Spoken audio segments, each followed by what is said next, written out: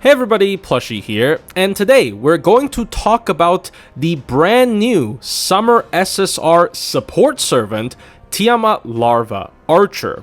The reason I'm starting with Tiamat is that if I end up not having time to make a hot take for all three SSRs, Tiamat is going to be the one that people are the most excited about because she is a very powerful support. And also, I am currently inside of a hotel room instead of my own room because I'm on a small vacation as well as helping out my family. So I apologize if the voice quality sounds inconsistent, but I will still try to, push out this video relatively on time. So without further ado, let's get into today's hot take video on Tiamat. Tiamat Archer is a non-damaging quick MP servant with a quick arts buster deck. Taking a look at her base stats, her attack stat is about middle of the road out of all SSR archers, maybe a bit on the low side, and usually this shouldn't matter because you will be using her as a support mainly, but she can also act as a crit DPS as well as a solo unit, so having, not the lowest attack ever is pretty nice.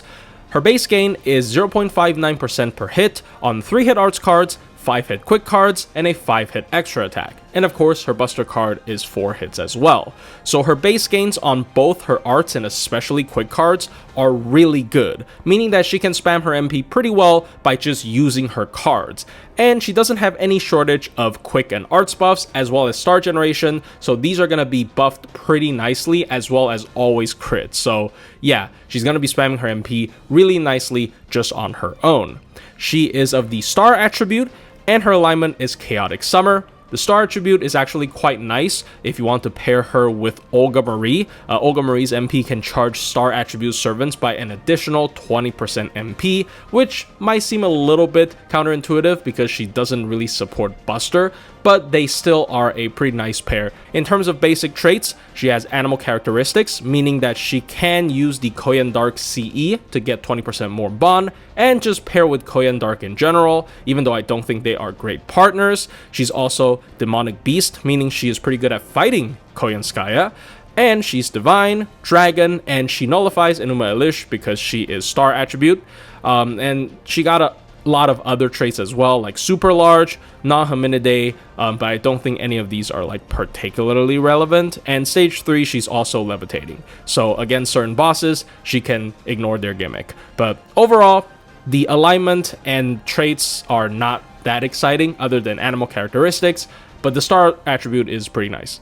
Tiamat's first skill gives the entire party 20% arts and quick up for 3 turns, as well as a one-time 3-turn buff removal resist by 100%, and also a 2-stage overcharge for one-time 3 turns as well. All of this is on a 7-turn cooldown. So we're starting out pretty strong here with the utility. The 20% quick and arts buff might seem small, but as you'll see later, when combined with other skill effects, this is kind of fair. And the buff roll resist is really strong. This is still a relatively rare effect, especially when it's for the entire party. So against certain bosses that can remove your buffs, this is a very good effect. And especially this time, this is actually on a super legit support instead of a niche trait-based support like Murasaki or a not very good general support like Daeon. Running Tiamat is not going to feel like you specifically picked her just for buff and roll resist, but having this extra thing in her kit certainly helps with your boss fight teams. And finally, the overcharge is really good, of course. There are units that heavily benefit from overcharge, such as Tonalico, and more importantly, in my opinion, Castoria. In fact, if you take a look at this skill, it is Castoria's dream, because it not just prevents Castoria's Solemn Defense from being removed, which is the main way of dealing with it, but also immediately gives Solemn Defense 2 extra stages of overcharge, which means 2 extra hits. So yeah, this first skill, when you pair her with Castoria, is a really decent core to pair with another DPS against boss fights. Her second skill is Tez Battery. It gives herself 50% MP battery, as well as her other 2 allies 30% MP battery. It's also a 3-turn 20% charisma for the entire party, and finally a party-wide 2k heal, all on a 7-turn cooldown. So the Tez battery, we have seen how good it is. It's not been distributed very widely until this summer, because other than Tez, we don't really have this until Olga Marie's third ascension, and now Tiamat gets it again. And this battery is particularly good because when you run double of these batteries with the Servant's Append 2 at max, they can immediately pop their MPs, which means that if you're running double Tiamat, you don't need any starting charge CEs in order to immediately pop both of their MPs, which is really powerful, as we'll see in just a bit. This, of course, in general, is a very good battery. In farming, even though she doesn't have a damaging MP, she can help 2 other units charge the MP, as well as help herself charge her own MP to boost your farming damage, potentially. And also, in a boss fight challenge quest, this helps charge not just your DPS, but your second support. For example, Castoria. We've already established, because of her first skill, Castoria is a wonderful partner for her, and this just helps Castoria get her MP even easier. So this battery is super good, just in all situations. This also is a 20% party-wide attack up, which is really nice. Combined with the 20% arts and quick up, we are already looking at a decent amount of party buffs, but of course, there are more to come. And finally, the 2k heal, I would say, is pretty puny, especially on a 7-turn cooldown. It's not really that great, but because this skill is really solid even without it, it's just a nice little bonus. It can heal off occasional hits you're going to be taking, because when you combine Tiamat and Castoria, as you'll see later, especially when looking at her MP, you're not going to be taking hits, right? So this can gradually heal you back up if you accidentally take a few hits. So yeah, overall pretty solid skill, slightly long cooldown. And finally, Tiamat's Stir skill gives the entire party 8 stars per turn for 3 turns, meaning that everyone in the front line is going to get this same buff, so it's a total of 24 stars per turn for 3 turns. It also gives the entire party 50% crit up for 3 turns, and a 10% MP regeneration effect for 3 turns. And all of this is on a 6-turn cooldown. So the star generation being 24 stars per turn is really strong. If you're running double Tiamat, then it's 48 stars per turn, so guaranteed crits every turn. And especially when you consider Tiamat is a really powerful crit support. The first part of it is just from this skill as well. It's a 50% party-wide crit up for 3 turns, which is really strong. It helps herself crit, but more importantly, helps the other 2 potential DPSs on your team crit as well. So you can even run Tiamat as a crit-based farming support, as we'll see later. The MP also plays into that. And it's just overall a really good crit buffing skill. The 10% MP regeneration effect is also really strong, especially when you combine that with her second skill. It first and foremost helps herself spam her MP, which she has a very powerful one, and also she helps her other 2 allies get their MP easier. In a multi-core farming context, this is a lot of total charge when you combine this skill with her second skill. And even for a single core looping comp and you use Tiamat as one of your supports, it is still a total of 50 MP charge. It's 10% on turn 1, 10% on turn 2, and then 30% from the direct battery. So yeah, it's not even less charged than a meta support, it's just that the charge is distributed a little bit differently. So overall, super powerful skill, and I think the cooldown is actually really short for what it does, so super cool.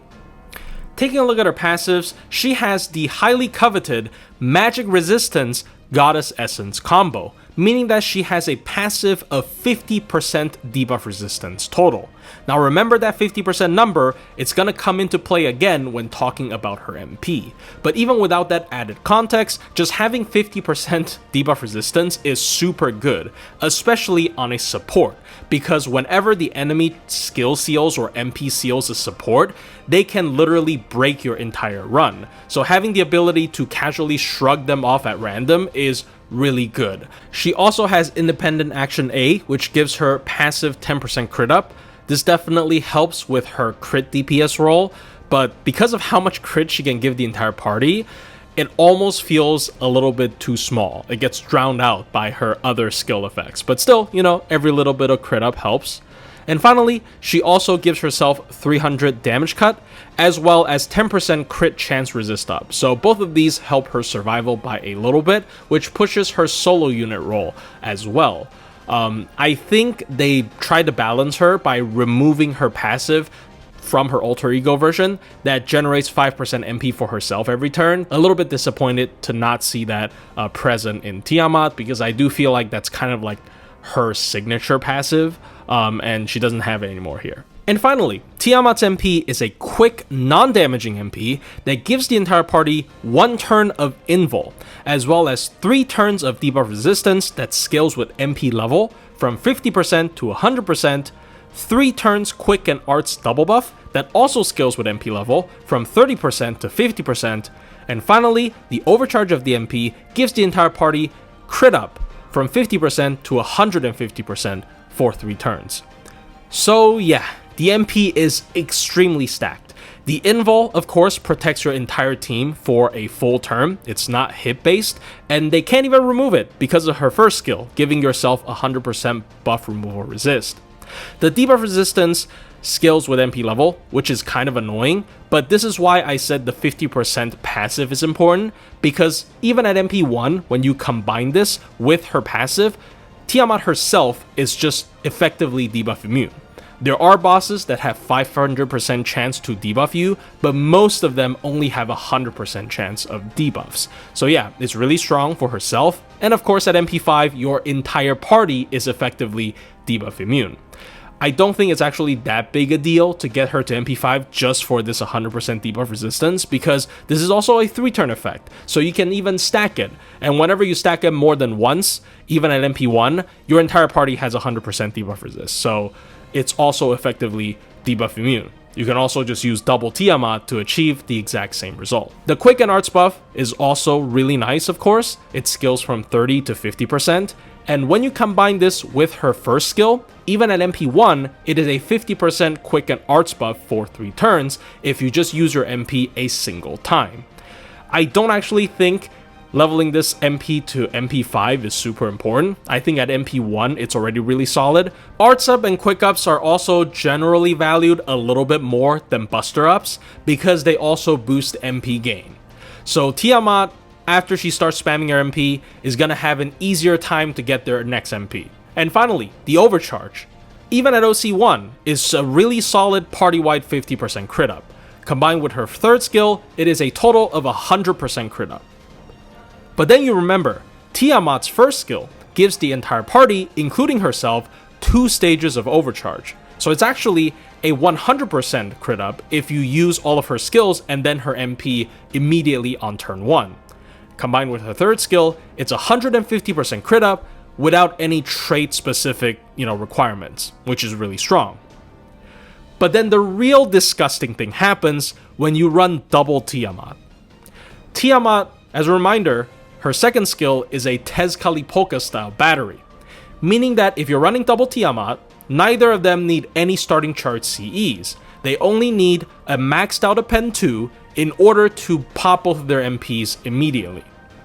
And Tiamat's first skill gives the entire party 2 stages of overcharge, and that stacks. So if you're running 2 Tiamats, it gives the entire party 4 stages of overcharge, which means you get a total of 400% crit up, because 300% from the MP, because OC5 times 2, and then 100% from their skill 3s. This is why currently a crit-based farming team with double Tiamat kind of exists, because you can immediately pop all of Tiamat's skills and their MPs and maybe an AoE Servant's MP to clear wave 1. Especially if you're using like a quick or arts DPS, you're getting a bunch of quick and arts buffs from double Tiamat, at least 100%, and it even caps at 140% if you have both at MP5, right? So you're not gonna be lacking in MP damage either. And then starting from turn 2, you have a total of 400% crit up for your entire party. You also generate 48 stars per turn, because her third skill gives you 24 stars per turn, and you double it, so of course it's 48. So you also get guaranteed crits. You don't even have to really worry about card RNG, because all of your cards are going to crit super hard, since all of Tiamat's buffs are party-wide. So both of your Tiamats that isn't your DPS are still going to crit super hard with all of their cards. And the fact that this isn't MP level dependent, nor is it trait dependent, for example, Van Gogh only buffs existence outside the domain servant super hard, it's nuts. This is one of the most powerful supportive MPs we've ever seen in the game, and it absolutely made some older supportive MPs look really bad in comparison. So how do I feel about Tiamat? Well, first and foremost, let's talk about her performance in farming. And within that, let's first take a look at her looping supportability. And considering she buffs both quick and arts, we'll be comparing her to quick and arts looping supports. Let's start with the art side, because it's not really close, unfortunately. If we just take a look at Tiamat versus Castoria in terms of their skills and not using their MPs, Tiamat can give a target 30% MP charge, 20% attack up, a 10% charge per turn effect at the end of turn, which procs twice, so technically a total of 20 MP charge, as well as 2-stage overcharge, and finally 20% arts up. While Castoria can give a target the same 30% charge and 20% attack up, and even technically the same 20% MP battery on top of the 30, but it also has a 30% MP game boost effect, and Castoria's arts up is 50%. So the only thing that Tiamat has over Castoria, or I guess she has that Castoria doesn't, is the 2-stage overcharge. And I tested it on some of the most overcharge hungry arts loopers, such as Space Ishtar, who scales a 3-turn MP damage up effect with overcharge, and Space Ereshkigal, who gets more affection stacks depending on how much overcharge she gets when she MPs. And both of these cases, Castoria still wins really confidently, both in refund and in damage. And even if we take a look at the situations where Castoria and Tiamat both uses their MP, it's still not close. Yes, technically, if you have your Tiamats at higher MP levels than Castoria, you're going to have a total amount of arts ups that exceed double Castoria, because technically, if you have both Tiamats at MP5, you get 70% arts up each instead of 50%. But because you're lacking the 30% MP game boost, Castoria is still going to yield better refunds, and Castoria also will just give more total damage in general because her MP also gives extra attack boost. So no reason to use Tiamat at all for an arts looping support. Even if you're trying to use her as a singular inclusion, when you plug her in after Castoria, I still don't recommend it because there are just better options like Oberon, who can massively increase your burst damage. And you know, you can even technically do something like Tamamo or Lady Avalon for more damage than Tiamat if you're not using her MP. So yeah, Tiamat doesn't really have a spot in arts looping support, unfortunately, in my opinion. Now, in terms of quick looping, it is a little bit more interesting than arts looping because it is not a complete destruction when we're comparing her to Castoria. And the biggest difference between quick and arts looping is that Skadi doesn't have the ability to use her own MP to increase the looping damage, even if she wanted to. Caster Skadi doesn't have any way of activating her own MP, unlike Castoria, because she has a singular targetable 50 battery. And the only way to do that is to, use her own battery on herself, even with a 50 starting charge CE. And at that point, you're not looping, right? And Summer Skadi doesn't even have a supportive MP, so her MP doesn't do anything in terms of boosting your damage or refund. So we're going to be comparing Summer Skadi, because she is the better looping support, with Tiamat, while Tiamat is using her MP. So first and foremost, if you're not willing to use MPs during farming, like supportive MPs during farming, then just look away because it's not going to be worth it. But if you're willing to, maybe there's a small argument to be made here. So let's take a look at the total amount of buffs that Summer Skadi can give a DPS. 65% quick up, because when you combine her first and second skill, it is 65%, 20% attack up, and a singular 50 MP battery. While Tiamat can give your target, again, 30% MP charge, 20% attack up, 20% quick up, and a 10% slow charge effect that procs twice, so technically also a total of 50 MP charge, but it has a better spread than just a singular big battery. And again, she can give you 2 stages of overcharge. You can kind of match Summer Skadi's numbers. At MP1, you only get 50% quick up total, which is still 15% less. At MP2, you're getting closer, you're only lacking 5%. And at MP3, you exactly match Summer Skadi's numbers. So if you have 2 MP3 Summer Tiamats, ignoring the overcharge, you have the exact same buff numbers as Summer Skadi.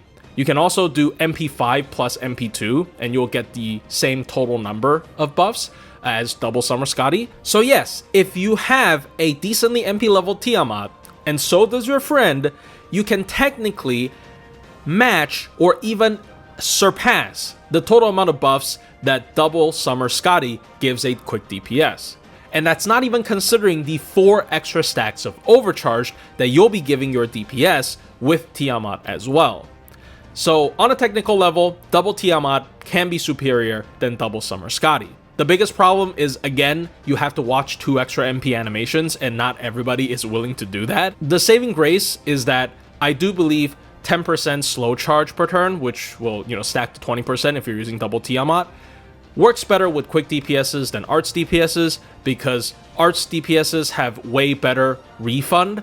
So the 20% extra charge, you would much rather have a game boost effect, for example, on Castoria. With double Castoria, you get 60% extra game boost, and that's going to yield way more than 20 extra charge per turn.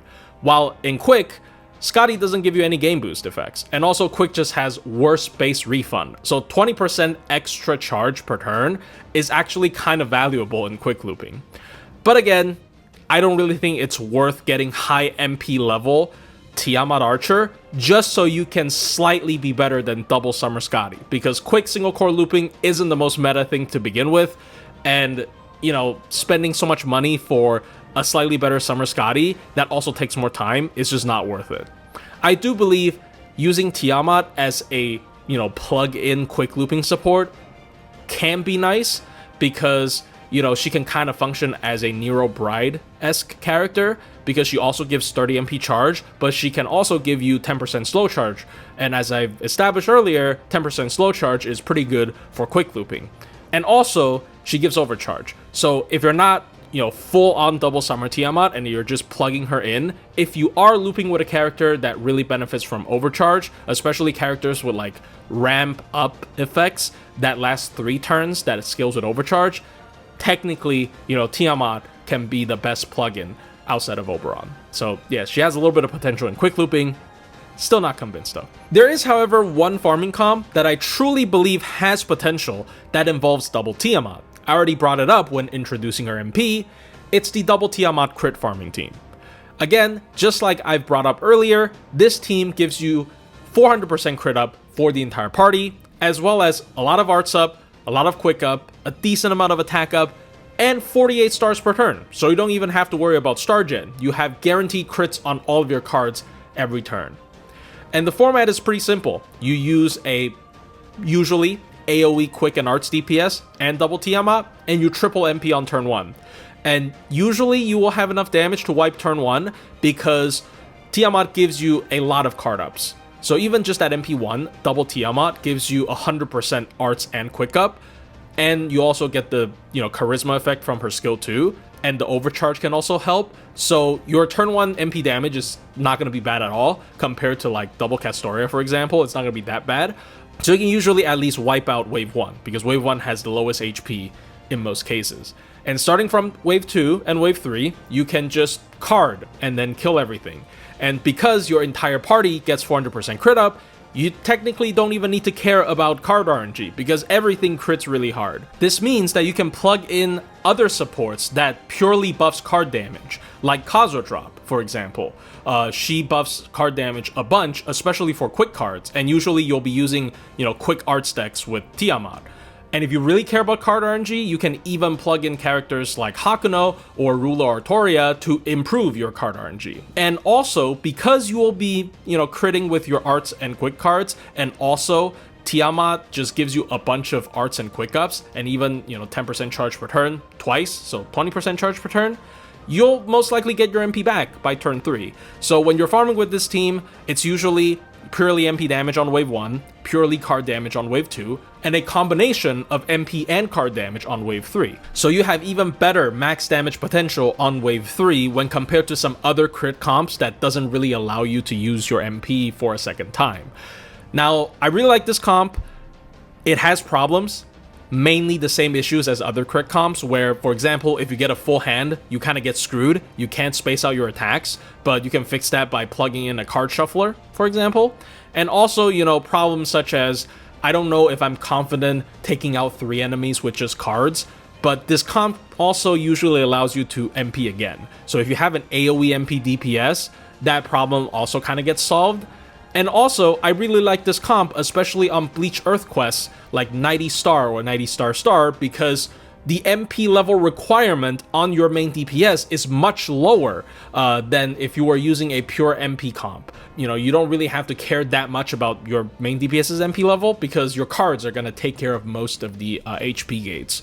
I do need more time to test out this comp, maybe 2 to 3 more events, 90 plus pluses, to solidify my opinion on it, but from my amount of testing, I actually like it better than BBCL's card lock comp because I run into way less problems because I have way better MP damage with this comp and also way better crit damage with this comp. Like a lot of the waves, I don't need a combination of MP and cards to kill the enemy, I only need one. So even though I don't have any guaranteed card locking, it's fine. Just a thing that you can try out. Also, I don't think Tiamat's MP level matters this much here because, again, you'll mainly be focusing on doing card damage, and the crit buff is, of course, not tied to MP levels. In terms of challenge quest performance, Tiamat Archer is absolutely phenomenal. In my opinion, one of the strongest servants we've seen in years, and she is a great blend of offense and defense. In terms of offense, she can give the entire party massive amounts of crit damage, as well as arts and quick ups, and of course star gen as well. And in terms of defense, she can give the entire party invul whenever she MPs, which is not that difficult to do, and also buff removal resistance to counter enemy gimmicks, and debuff resistance that's stackable to over 100%, so that you can also kind of just ignore enemies' debuff gimmicks.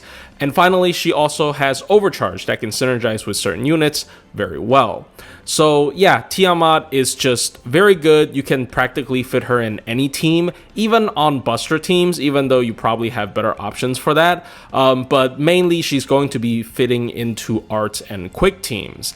In arts teams, she easily takes the place of a secondary support because in most boss fights you will be bringing Castoria, and the secondary support is going to either be Lady Avalon or Tamamo depending on the situation, or sometimes even Jeanne d'Arc. But Tiamat is going to take that slot very well. In fact, I do believe she is completely, replacing Jeanne, not like people are using her anyways, and very much replacing Lady Avalon in a lot of the different cases, because when you take a look at these two supports and what they can provide, Tiamat gives a lot more crit buffs that last for a lot longer compared to Lady Avalon. She also gives the party more charge with her party-wide 30 MP battery and the 10% slow charge instead of Avalon's party-wide 20 charge. She also even gives more overcharge with 2 stages instead of just 1 stage. And of course, her party-wide invul has a way shorter downtime, with it being tied to her MP instead of to a skill. So yeah, Tiamat, when you use her MP, can even give your arts DPS equal or more arts up than Avalon, and also potentially less downtime again because it's tied to the MP. And the only thing that Lady Avalon realistically does better than Tiamat, in my opinion, is just healing, because Tiamat has a party-wide 2k heal on a 7-turn cooldown, which is absolutely not great compared to Avalon's MP that can give you max HP up every time she uses it. So unless you're up against an enemy that can really damage you through all of Tiamat's defenses, which is not easy because Tiamat, of course, gives Castoria 2 stages of overcharge, so her solemn defense is going to be a lot of hits, and also she can give you invul whenever she MPs, and she can even give the party debuff resistance for over 100% if you use it just more than once, or if you use it just once at MP5. So it's not even easy for the enemies to chip your HP with spamming dot damage. So overall, I just think Tiamat is a way better option than Lady Avalon, unless there is a very specific gimmick where they will force drain your HP no matter what, then maybe Lady Avalon can prevail. Tiamat does have one weakness in arts teams, I suppose, which is her MP being a quick card type MP. This means that it disrupts your arts chaining, and I think even though this actually helps you form mighty chains in an arts team, if your goal is to try and spam your MP as much as possible and achieve like perpetual immunity, then being an arts MP and having the ability to chain arts chains is more important. So I guess Lady Avalon has this over Tiamat. And Tiamat's only weakness, which is her skills being on relatively long cooldown, isn't going to actually hurt that much if you have your Append 5 unlocked, especially where for the first cycle her cooldown is 665 and it's not that bad. There aren't that much downtime, so unless your fight exceeds like 8-9 turns, you're not gonna feel the real effect of that, long cooldown actually screwing you over. So yeah, Tiamat really broken in arts teams.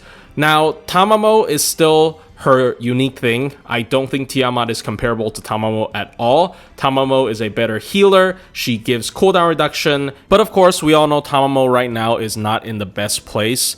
She is still very valuable as an art support if you really want to go long and then have maximum value. But she has a lot less immediate impact than more modern art supports, where she doesn't have battery and her skills aren't particularly strong. And she's basically just carried by her MP and not having a lot of impact anywhere else. So Tiamat is generally going to be, in my opinion, the best unit to pair with Castoria in an arts team as of now.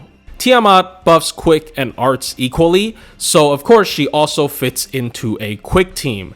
Now Tiamat is arguably more exciting in terms of her impact on quick teams because traditionally quick did not have a great way of playing slow, and Tiamat on the surface looks like the quick Merlin that people have been waiting for. However, after a little bit of testing, I do feel like Tiamat faces a little bit more issues, or rather the shortcomings of her skill set is more prevalent in quick teams compared to in arts teams. The biggest one is, of course, you don't have access to Castoria's Solemn Defense, therefore your team will still be taking damage. This exposes Tiamat's greatest weakness, which is her really bad healing. Again, 2k heal on a 7-turn cooldown is just not great. Realistically, I feel like she's gonna fill more of a Castoria-esque role because she has basically the identical charge numbers as Castoria, and she also has an MP that can shield your entire team from an enemy MP, as well as give a respectable amount of offensive buffs. She, of course, has crit buffing abilities, so I guess that part kind of overlaps with Merlin. She also has Star Gen. For arts teams, I would generally never recommend running double Tiamat, simply because Tiamat plus Castoria is too powerful of a core. Tiamat's skill 1 basically synergizes perfectly with Castoria, but in quick teams, if you really want to run a slower team, I can see a world where you're running double Tiamat and you're staggering their MPs and not blowing it all at once, unlike in farming, so you can shield your team from more hits. Quick, prior to Archer Tiamat, did not really have a support that does what she does, so it's a little bit more difficult to pick out a unit like how I did in Arts with Lady Avalon to compare to her. The only unit that vaguely fits the bill is going to be Caster Scotty. Now, if you're a person who only uses Scotty's skills and not her MP, then don't worry, they don't really, step on each other's territories, but me personally, I have been a pretty big advocate for Caster Scotty's MP because I think it's really underrated. It's a good mix of offensive buffs and defensive buffs. It's not looking too good when you take a look at it side by side with Tiamat's MP. And especially considering Tiamat has way easier access to her MP, Caster Scotty's MP is just going to feel a bit lackluster and also just difficult to activate in general. You can obviously pair them together and use both of their MPs, but again, I would rather pair her with another Tiamat at that point, or a quick support who is even stronger in terms of their skill effects, such as Ruler Scotty or Khazra Drop. My general philosophy for building a quick team, even after Archer Tiamat, is still not going to be trying to live as long as possible like in Arts. I'm just trying to buy as much time as possible before my DPS gets to kill the boss. And I think Tiamat, even if she just uses her MP once or twice, considering it's a lot harder to spam her MP in a quick team, it's generally good enough to warrant including Tiamat in your team over other supports. Now, if you really want to pair a healer with Tiamat and you insist on them also buffing quick, Osakabe Hime is going to realistically be your only choice. Personally, I don't like that team because both supports really want to spam their MPs, but neither of them can charge the party's MP with their MP, meaning that the overall MP spamming from both of them are gonna be pretty disappointing. I personally much prefer servants from other card types such as Tamamo and Merlin as healers, because both of them have the ability to charge the party's MP with their MP. This also means that even though you are sacrificing the quick up that Osakabe Hime can give your party, you are spamming Tiamat's MP more often, meaning that you will be getting more quick up from Tiamat's MP. So it kind of makes up for it. And Tamamo fixes Tiamat's biggest problem, which are her long cooldowns on her skills. And Merlin can give your party even more critical base support, so your DPS can crit even harder. And of course, if you just want to have more survivability for quick DPS, you can still run Tiamat plus Castoria, because yes, Castoria doesn't buff quick, but if your quick DPS has arts cards, which all of them do, especially for quick DPSs with QQAAB decks, the arts up still helps. And even if you ignore the arts up, everything else in Castoria's kits buff you indiscriminately. And Tiamat's support, of course, can extend beyond just buffing quick and arts servants. If you are realistically just looking for her anti-gimmick effects, which is the debuff resistance on her MP that can technically kind of go infinite, or the party-wide buff removal resistance, you can justify including her in any team, even in a buster-based DPS team. Because, as I've said when talking about her skill set, she's the only quote-unquote legit support that also has these effects. Every other unit are either, supports that basically only have skills and are not really worth much after they've used their skills, or subpar supports like Daeon. Tiamat, of course, on top of being a support, can also act as a main DPS, as I've demonstrated in my 7-turn Big Kiara video. But in reality, if you want an effective Tiamat DPS team, it's gonna feel more like double Van Gogh, where your entire team gets buffed a bunch in terms of crit damage, so everyone cards the enemy equally, right? So you're gonna run double Tiamat, and you're just gonna have 400% crit up for 3 turns and infinite star gen, just as I said when talking about her crit farming. However, Tiamat does have her star gen tied to her skill cooldowns, so unlike Van Gogh, who can infinitely refresh her star gen and crit ups on her MP, Tiamat can only refresh her crit up. So she's gonna kind of run out of gas after a couple of turns, and then she has to wait for the star gen skills to come back. So I don't think that team is actually as good as double Van Gogh as a pure crit DPS team. Tiamat is also a pretty good solo unit, considering she's essentially an updated version of Qin Shi Huang. Qin Shi Huang's whole game plan in solos is just to try to spam his MP as much as possible because it gives himself a full turn of invul. And at the meantime, the MP also gives him crit up and attack up, so he can have very respectable card damage. Now, Qin Shi Huang famously has trouble generating stars. That's why a lot of people run him with 20-30 during soloing, so he can have more consistent crits for both damage and gains. And also, he kind of needs his ruler class to bridge the gaps in between turns when he has access to his MP.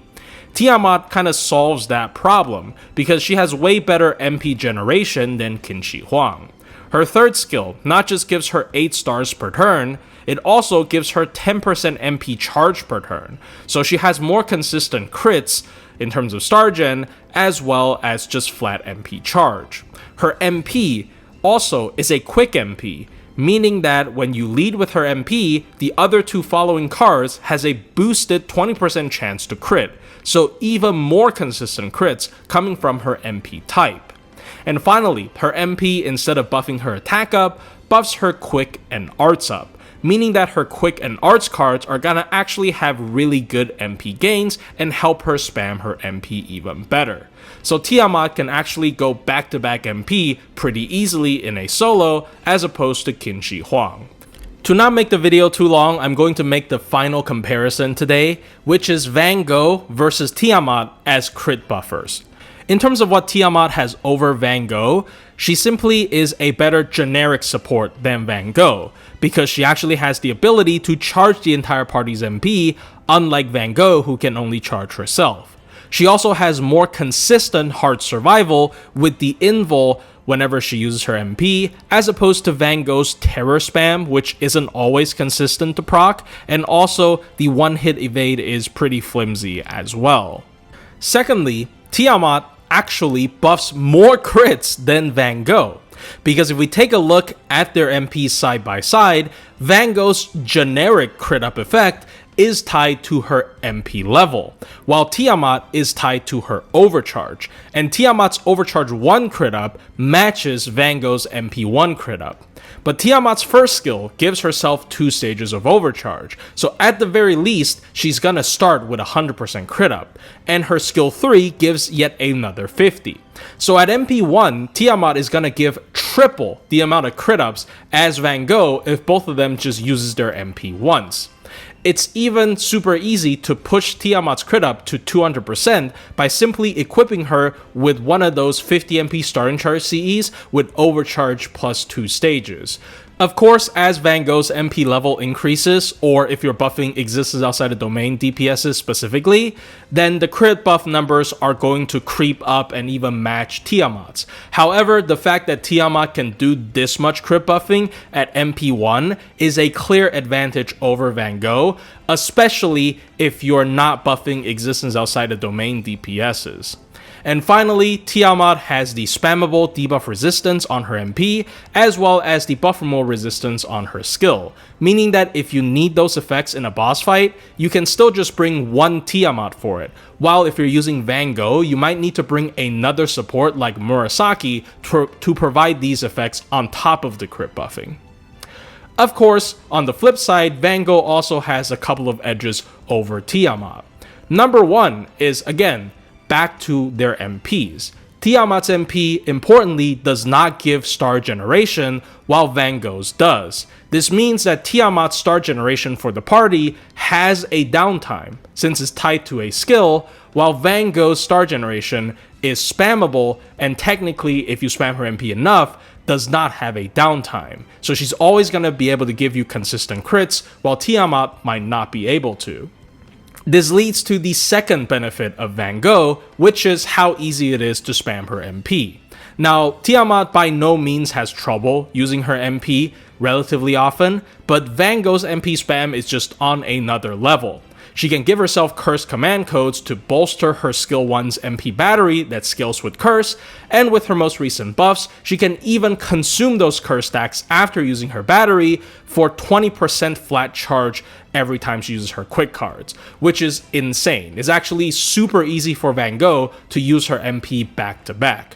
And finally, in terms of offensive buff effects, outside of the crit ups, Tiamat is focused on quick and arts card buffing, while Van Gogh is focused on attack buffing, meaning that if you are buffing a Buster crit DPS, Van Gogh is gonna buff their Buster crits with the attack ups as well, while Tiamat is not going to help the Buster DPS with her quick and arts ups nearly as much. So yeah, both of them have their pros and cons. Again, I feel like for most players, Tiamat is gonna be infinitely more comfortable to use because on top of being a crit support, she's just a good support in general, while Van Gogh is a more crit focused support and doesn't do other stuff that well.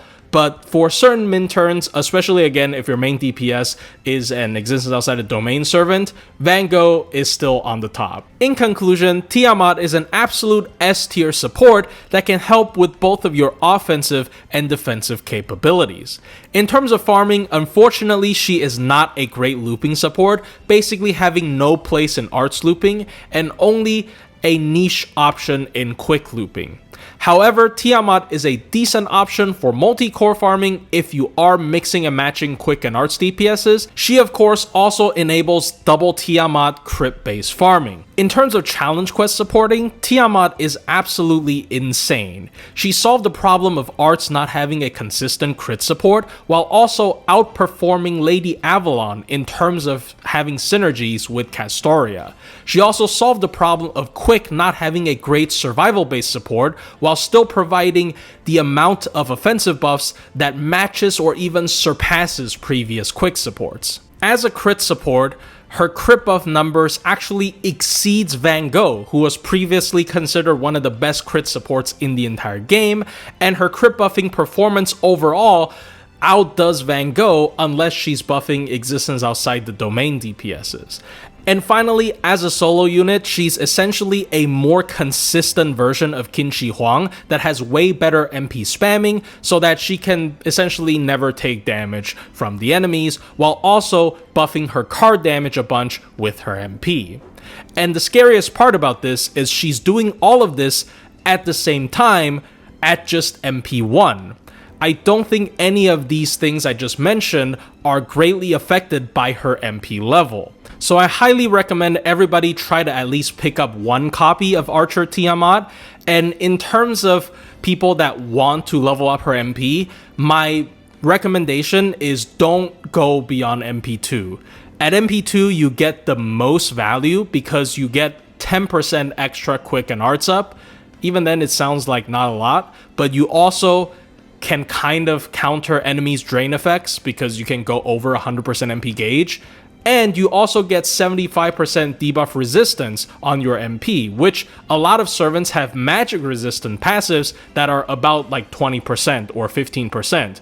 And add that up to the 75%, it's almost a guaranteed debuff immunity. So if you really care about that, MP2 is also the sweet spot in my opinion. Anyways, hope you guys enjoyed the video. This took way longer than I wanted to, but honestly at this point, what hot take video didn't? But yeah, I apologize. I took a 1 week, vacation essentially to help my sister move into her new house. So I couldn't really record during that week. But I'm back and, this hot take video is out. If I have the energy, I'll try to make light versions of the other two SSR servants hot takes, but no guarantees.